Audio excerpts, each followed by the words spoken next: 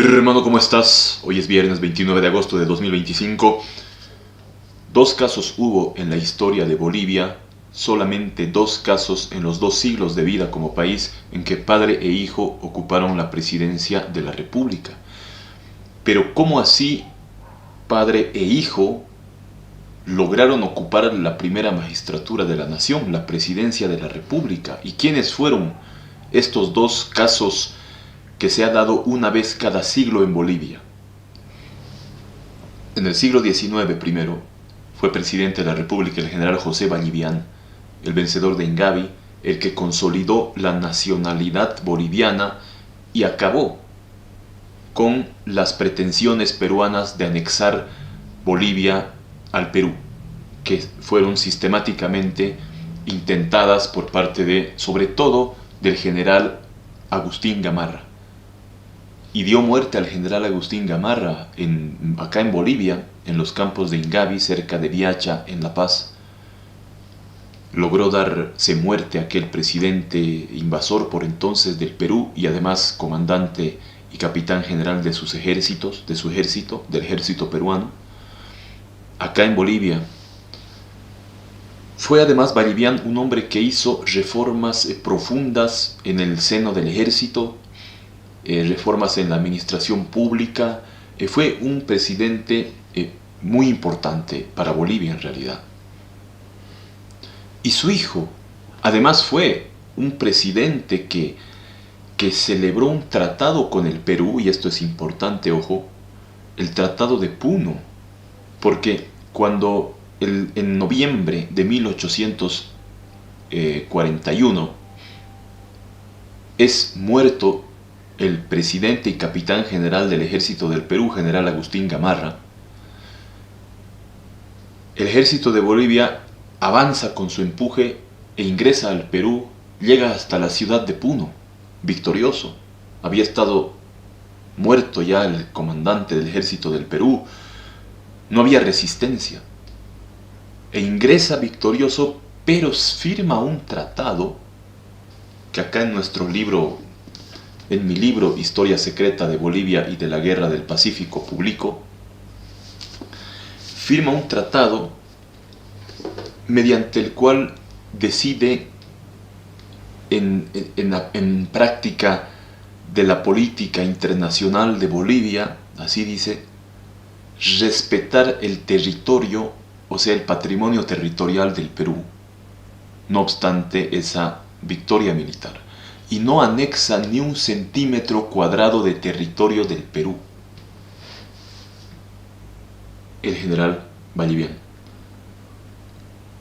Entonces, eso es algo que da fe de esta historia no conocida, de esta historia no contada que tenemos los bolivianos y que debemos comprender, aprender en este tiempo, y que en mi libro precisamente Historia Secreta de Bolivia lo muestro y mostramos, porque da fe de la moral que tuvo la nación boliviana y que por ende puede ser útil para los propios bolivianos, inclusive para la conducta personal de cada uno de nosotros. Esa es la nación boliviana, amigos. El hijo del general José Vallivián, Adolfo Vallivián, el símbolo de la aristocracia, fue presidente unos años después, en 1873-74, pero lo fue menos de un año. Tuvo que renunciar merced a su enfermedad y posterior muerte. Murió en el mismo 74. Era un hombre muy particular, muy peculiar. Era enfermo, tenía una enfermedad un poco rara por entonces. Por eso su aspecto, si uno ve los retratos, sobre todo los retratos fieles de la época, era un aspecto más bien pálido, bastante delgado, y bueno, enfermó y renunció merced a su enfermedad precisamente. Sin embargo, su gobierno se caracterizó por el respeto a la Constitución, por el respeto a las instituciones. Adolfo Vallivián era parte del Partido Rojo. En Bolivia hubo un Partido Rojo. Era parte del Partido Rojo, cuyas filas también formaban gentes como José María Linares, Tomás Frías, que fue presidente después de Vallivian, de Adolfo Vallivian, Tomás Frías, Antonio Quijarro, la crema, digamos, de los hombres respetuosos de las instituciones, institucionalistas, de los buenos practicantes de la política, ¿no? Y de la política clásica, liberal y republicana. Entonces Adolfo Vallivian quiso, empero, armar al ejército porque preveía una posible guerra con Chile e intentó armar al ejército. Se topó con varios problemas, se topó con sin número de obstáculos, intentó obtener un crédito en Europa para comprar un importante lote de armamentos y bueno, en eso se encontró con la enfermedad que se agudizó y con la muerte trágica en 1874. Ya en el siglo XX fue presidente de la República Hernando Siles Reyes, el vengador del Fortín Vanguardia, en cuyo gobierno el hombre que quiso evitar la guerra con el Paraguay, pero el hombre que le dio a Bolivia una gran victoria militar y diplomática a raíz de la toma paraguaya del Fortín Vanguardia en diciembre, el 5 de diciembre de 1928, cuando los paraguayos destruyen y matan a los pocos bolivianos que existían y que estaban totalmente desprevenidos en el Fortín Boliviano Vanguardia. Y el presidente Hernando Siles Reyes ingresa en una especie de furor, se dirige caminando del Palacio Quemado al Congreso de la República,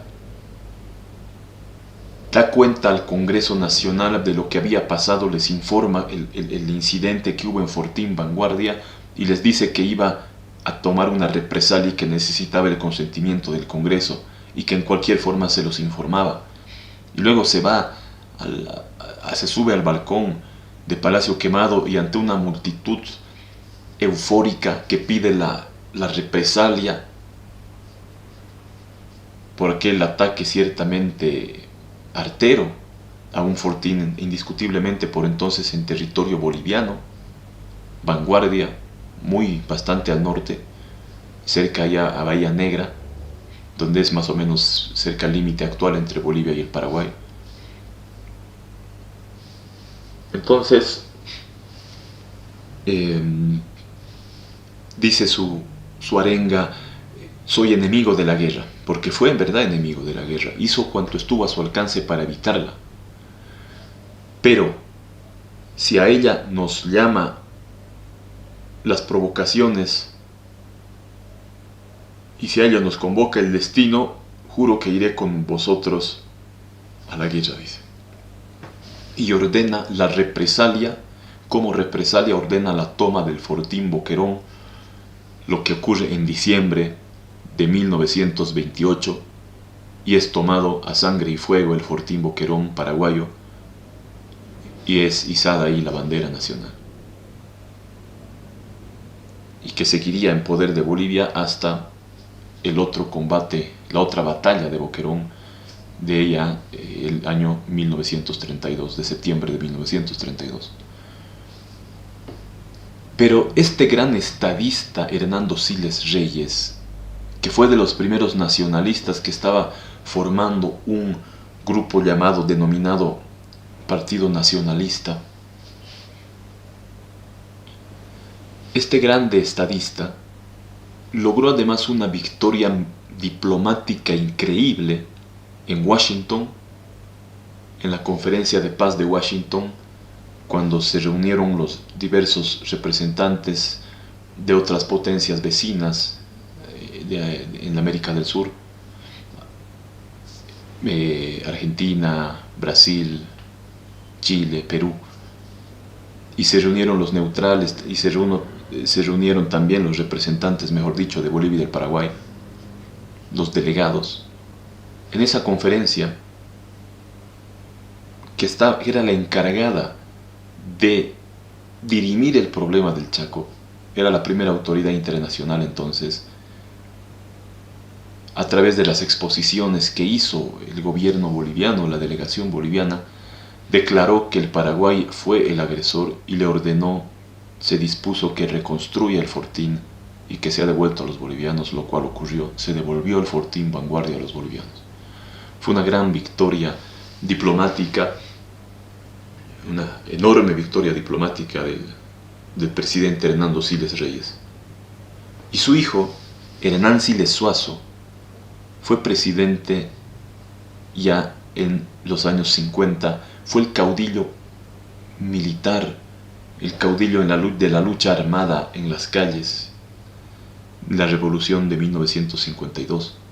Bueno, y en su gobierno se hizo, acaso lo más importante sea la reforma educativa, que fue de avanzada para esos años, y que sigue siendo más o menos la estructura de la educación en el país, lo ha sido todo el siglo XX y los últimos años, hasta esta nueva ley muy particular, Avelino Siñani, del gobierno ya del MAS.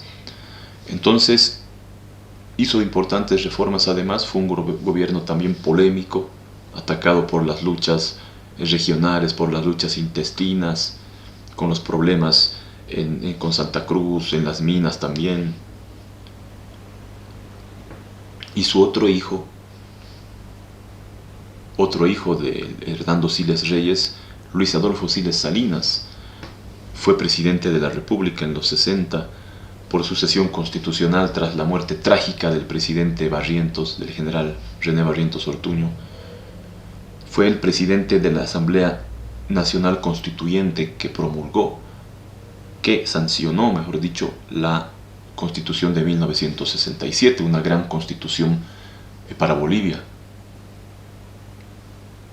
que promulgó el presidente Barrientos, y fue parte de un gobierno trascendental en la historia del país, al que le cupo enfrentar a la guerrilla del Che Guevara y que pudo vencer de aquella guerrilla. Pocos meses también duró la presidencia de Luis Adolfo Siles Salinas, que fue víctima de los crónicos golpes de Estado y cuartelazos que se han registrado en la historia de Bolivia. Esos dos presidentes, y yo conocí al hermano de Luis Adolfo Siles Salinas y al otro hijo que obviamente fue otro hijo, ¿no?, de Hernando Siles Reyes, del vencedor de Vanguardia, Jorge Siles Salinas, que pude entrevistar para mi libro. Los dos hijos, Luis Adolfo Siles Salinas y Jorge Siles Salinas, que fue senador de la República también en el gobierno de Barrientos, Jorge Siles Salinas, un intelectual, un filósofo tremendo, de gran relevancia en Bolivia. Yo lo entrevisté para mi libro, cuando estaba escribiendo ya mi libro, Historia Secreta de Bolivia y de la Guerra del Pacífico. Y tengo acá algunas declaraciones sobre la cuestión del Pacífico, que él fue el último representante diplomático en Chile, en una importantísima misión en el último gobierno de Paz Estenssoro en 1986-87.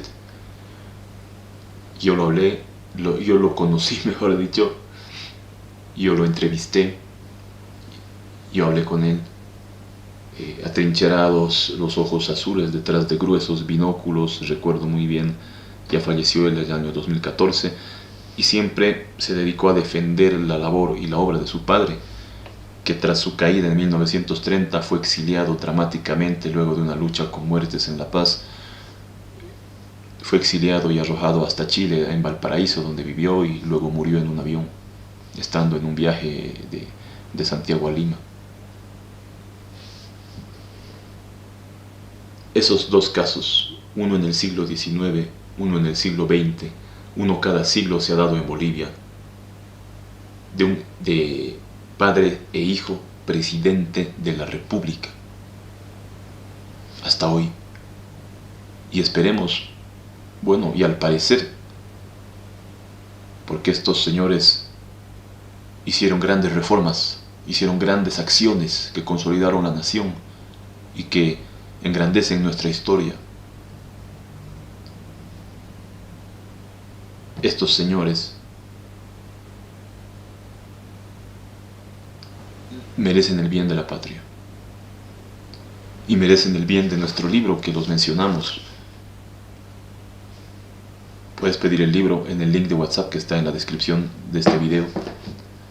Al parecer decía cómo va la cosa en el país, estaría bien nomás que así quede la cosa de estos dos presidentes, de estos dos casos en que tuvimos presidentes padre e hijo en Bolivia. Estaría bien que siga así la situación, según parece. Suscríbete a La Nación Digital. El precio del barril de petróleo Brent es de $67.65. El petróleo de la OPEP está en los $69.65 y van a ver que está muy bajo, recién lo voy a descubrir. Más bajo, mejor dicho, que estos, el West Texas Intermediate, que es el de Estados Unidos, ¿no? El que podemos comprar en gran escala, pero con dólares, no, solo con dólares. Está en $64.49 para poder refinarlo acá y paliar en gran medida esta crisis de combustible que existe en Bolivia. Asimismo, el precio del oro está en los $3.470 la onza Troy. Seguimos.